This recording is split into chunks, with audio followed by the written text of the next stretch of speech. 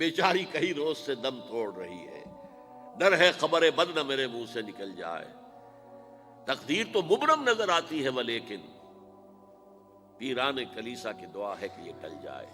تو پہلی بات میری ختم ہوئی، عالمی نظام خلافت دنیا کی تقدیر مبرم ہے، ہو کر رہے گی، اس میں کسی صاحب ایمان کو کوئی شک، کوئی شبہ، کوئی ریب نہیں ہونا چاہیے۔ البتہ اس کا اب دوسرا پہلو کیا ہے، اس کا آغاز کہاں سے ہوگا؟ پہلی بات تو یہ، ہمارے بعض لوگوں کے ذہنوں میں، سادہ دل لوگ وہ سمجھتے ہیں کہ پوری دنیا میں ایک ہی دفعہ آ جانی چاہیے، یہ کوئی علاقائی خلافت تو نہیں ہو سکتی، خلافت تو عالمی ہوتی ہے۔ ان سے میں کہتا ہوں عالمی خلافت کب تھی جناب؟ یہ تو نہ خلافت راشدہ میں عالمی تھی، کیا ہندوستان شامل تھا اس میں؟ کیا چین شامل تھا؟ کیا یورپ شامل تھا؟ اور پھر جو خلافت کے نام سے جو ملوکیت چلی ہے، وہ بھی صرف آپ دور بنو امیہ میں کہہ سکتے ہیں کہ وہ پورا عالم اسلام کم سے کم اس کے تحت تھا۔ بعد میں خلافت عباس، بنو عباس میں، اور فاطمیین کی خلافت میں، اور آل عثمان جو ہیں آٹومان ٹرکس کی خلافت میں ٹکڑے تھے، حصے بکھرے تھے، کوئی مانتا تھا، کوئی نہیں مانتا تھا۔ اور سب سے بڑی بات یہ، اگر ایک دم پوری دنیا پر خلافت قائم ہو سکتی تو حضور کے دست مبارک سے ہوتی، لیکن نہیں ہوئی۔ نتیجہ کیا نکلا؟ ایک ملک میں حضور نے قائم کر دی، جزیرہ نما عرب، یہاں خلافت قائم ہو گئی، حضور خلیفہ ہے۔ اس کے بعد آپ کے خلفائے راشدین نے پھر اس کو وسعت دی، شرقاً غرباً شمالاً، 3 کالمز نکلے ہیں فوجوں کے، صحابہ کرام کے، 3 کالمز، ایک ایسٹ ورڈ، ایک ویسٹ ورڈ، ایک نارتھ ورڈ۔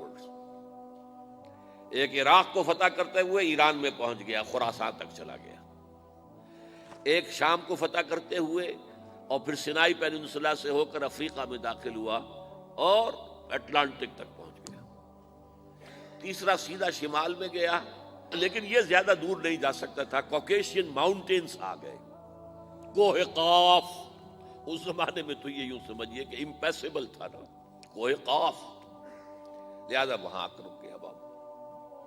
اب بھی یہ ہوگا، کسی ایک جگہ سے شروع ہوگا پھر پھیلے گا، اس کے سوا کوئی چارہ کار ہے ہی نہیں۔ اگر ہر جگہ پوری دنیا میں ایک ہی وقت میں ہو سکتا تو حضور کے دست مبارک سے ہوتا صلی اللہ علیہ وسلم۔ اب وہ نقطہ کون سا ہوگا، نقطہ آغاز کون سا ہوگا؟ اس میں پہلی بات تو میں نے کہا، جو شک کرے گا اس کا پھر ایمان مشکوک ہے، ہوگا، لازماً ہوگا، گلوبل ہوگا، پوری دنیا میں ہوگا۔ کہاں سے شروع ہوگا اس میں آپ اختلاف کر سکتے ہیں، لیکن مجھے تو 2 حدیثیں تو ملی ہیں جن سے یہ اندازہ ہوتا ہے کہ یہ اس مشرقی خطے سے ہوگا، عرب کے مشرق کی جانب کسی ملک سے ہوگا، کسی خطے سے ہوگا۔ وہ حدیثیں بھی اب آپ پڑھ لیجیے پہلے، پھر میں کہہ رہا ہوں یہ خزانہ ہے جو ہم نے آپ کی خدمت میں پیش کیا ہے، کاش کہ آپ اس کی قدر کر سکیں، یہ حدیثیں آپ کو ازبر ہو جائیں، یاد ہو جائیں، لوح قلب پر نقش ہو جائیں۔ ہندوستان اور خراسان یعنی موجودہ افغانستان کا ذکر ابن ماجہ کی روایت ہے، عن عبداللہ ابن الحارث رضی اللہ تعالی عنہ قال رسول اللہ صلی اللہ علیہ وسلم یخرج ناس من المشرق یوطئون للمہدی یعنی سلطانہ، یعنی سلطانہ، دونوں طرح سے پڑھ سکتے ہیں۔ حضرت عبداللہ ابن حارث فرماتے ہیں رضی اللہ تعالی عنہ کہ حضور نے ارشاد فرمایا، مشرق کی طرف سے وہ فوجیں نکلیں گی، لوگ آئیں گے جو عرب میں مہدی کی حکومت قائم کریں گے۔ یہ مہدی کون ہوں گے اس کا ذکر میں ذرا بعد میں کروں گا، لیکن نوٹ کر لیجئے کہ مہدی سے پہلے لازماً کسی مشرقی علاقے کے اندر وہ نظام قائم ہو چکے گا، تب وہاں سے فوجیں آئیں گی نا۔ یہ مشرق کون سا ہے؟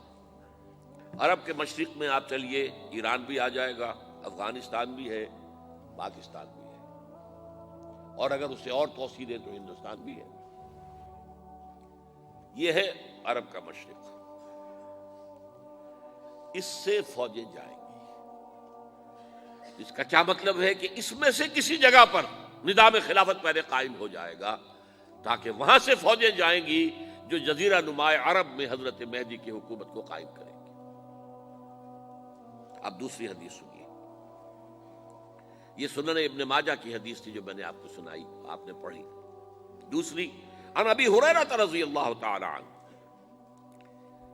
یہ ترمذی شریف کی روایت ہے، قال قال رسول اللہ صلی اللہ علیہ وسلم یخرج من خراسان رایات سود لا يردها شیء حتی تنصب بإیلیا، خراسان کے علاقے سے سیاہ جھنڈے لے کر فوجیں آئیں گی، ان کا رخ کوئی موڑ نہیں سکے گا، ان کو پیچھے پھیر نہیں سکیں گے کوئی بھی، یہاں تک کہ وہ یروشلم میں جا کر جھنڈے نصب کر دیں گے۔ ایلیا حضور کے زمانے میں یروشلم کو کہتے تھے۔ یہ یروشلم تھا جب حضرت سلیمان کی حکومت تھی، اور یہاں پر معبد سلیمانی، ہیکل سلیمانی قائم ہوا، پھر یہ یروشلم ہی رہا ہے تاریخ میں، یہاں تک کہ سن 70 عیسوی میں جب ٹائٹس رومی جنرل نے اس کو گرایا، ختم کیا، سیکنڈ ٹیمپل گرا دیا، اور یہاں سے یہودیوں کو کہا نکل جاؤ یہاں سے، کوئی یہودی باقی نہیں رہا، تب بالکل تہو بالا برباد کر دیا۔ اس کے کوئی 150 سال بعد ہیڈریان، رومن ایمپرر ہیڈریان، اس نے پھر دوبارہ آباد کیا اس شہر کو۔ 150 سال تک یہ بالکل بنجر اور بالکل غیر آباد پڑا تھا۔ اب ہیڈریان نے جب آباد کیا تو اس کا نام ایلیا رکھا، اب یروشلم نام نہیں تھا، تو حضور کے زمانے میں پھر اس کا نام ایلیا تھا۔ اور اب اس سے کیا معلوم ہو رہا ہے کہ یہ یروشلم مسلمانوں کے قبضے سے اس وقت نکلا ہوا ہوگا، ایک دفعہ پہلے نکلا تھا، سن 1099 عیسوی میں مسلمانوں کے ہاتھ سے نکلا، کروسیڈرز عیسائیوں نے آ کر اس کو قبضے میں کیا، لاکھوں مسلمانوں کو مارا، قتل کیا۔ اس کو 1187 عیسوی میں واپس لیا ہے، کس نے لیا ہے؟ صلاح الدین ایوبی کرد۔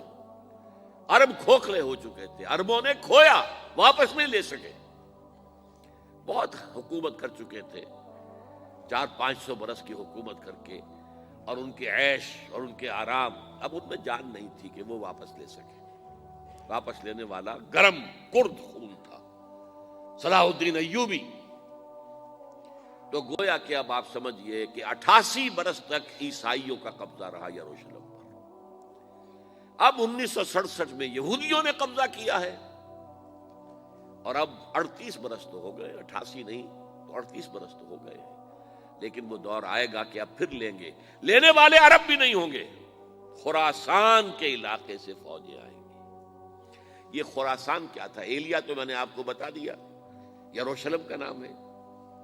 خراسان اس زمانے میں ایک بہت بڑے ملک کو کہتے تھے، کچھ حصہ پاکستان کا بھی اس میں شامل ہے، کچھ حصہ ایران کا بھی ہے، ایران کے اس حصے کو اب بھی خراسان کہتے ہیں، وہ ایک صوبہ ہے، خراسان ایک صوبہ ہے ایران کا چھوٹا سا۔